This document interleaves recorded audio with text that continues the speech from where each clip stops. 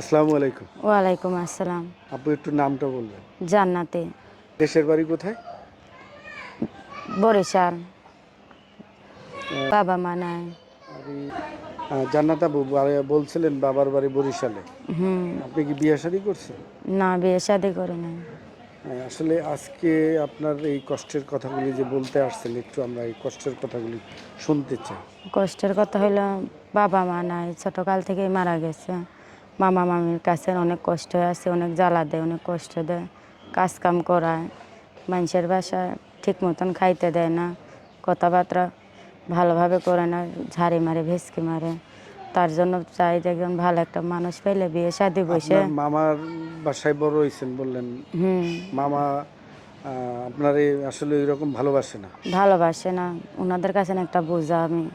তার জন্য চাই যে বিয়ে শাদি বসে। এই বাসাবাড়িতে যে কাজ করেন, ওনারা কয় টাকা বেতন দেয় আপনাকে? 1500 টাকা দেয়। মাত্র? হুম।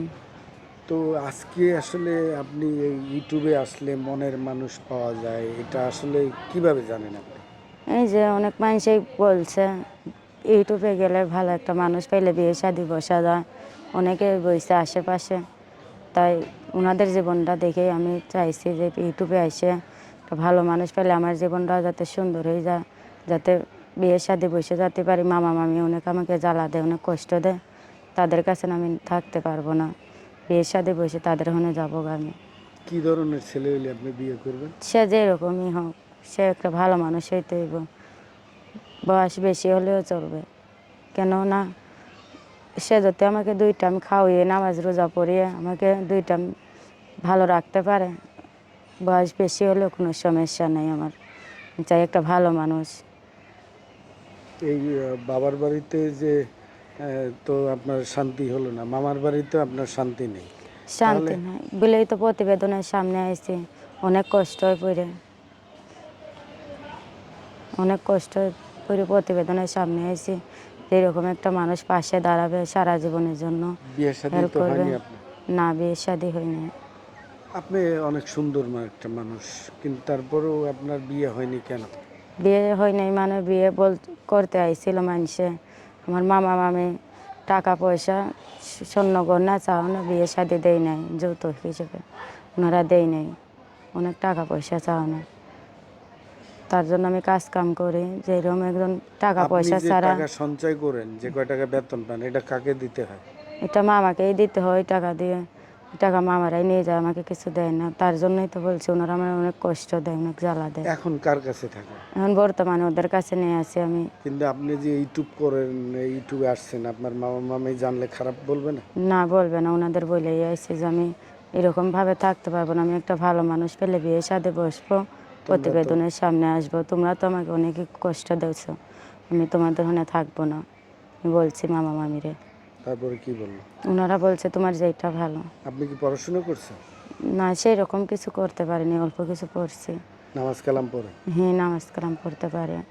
আচ্ছা, আপনাদের যারা দেখবে তাদের উদ্দেশ্য করে আপনি কি বলবেন? আমরা তো জানি যে দেশ বিদেশে আমরা অনেক ভিডিওটা করি, তো আমরা অনেক অভিযোগ পাই যে প্রবাসী যারা বা বিভিন্ন জায়গায় মানুষ দেখে, তারা আসলে আপনাদের খারাপ মন্তব্য করে, এটা আপনি কি বলবেন?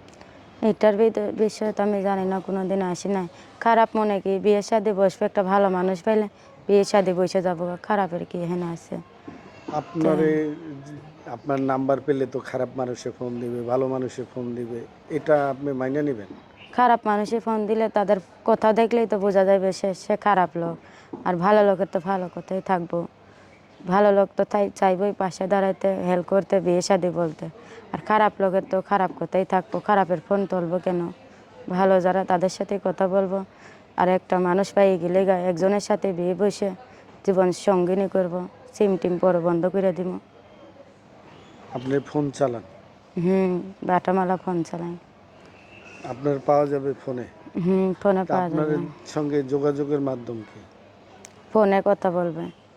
ফোন নাম্বার আছে? জি আছে। আপনি ফ্রি পাওয়া যাবে কখন? ফোনে কথা বলা যাবে কখন? আপনি সময় দিতে পারবেন? আমি সময় দিতে পারবো, ফোন দিলে কোনো অসুবিধা নেই। আমি কাজ কাম করে, কাজ কাম আমার বেশি কিছু না, খালি রান্না বান্না করে, কাপড় চোপড় ধুই। এই 2টার সময় ফ্রি থাকি। এরপরে আপনি ফ্রি? 2টার সময় সকালে 5টার সময় ফ্রি থাকি। রাতে ফ্রি পাওয়া যায়? রাতেও ফ্রি আছি। রাতে ফোন দিলে পাওয়া যাবে? হ্যাঁ, রাতেও ফোন দিলে পাওয়া যাবে। তো আপু আমরা একটু সর্বশেষ আপনার নাম্বারটা দিতে চাই।